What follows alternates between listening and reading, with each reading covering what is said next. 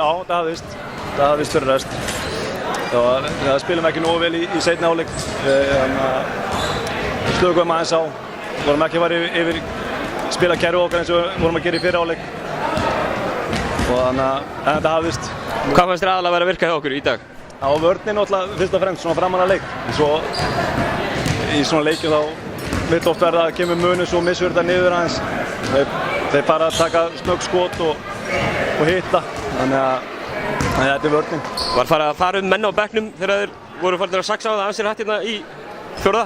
Nei, ekkert þannig. Munurinn var það stór en þetta er aldrei búið fyrir en það er búið. Og við með leikmenn inn á sem við treystum fullkomlega til að klára leikinn og þeir gerðu það. Það er ekki slæmt að byrja er þetta ekki fyrsti leikur sem þú þjálfar?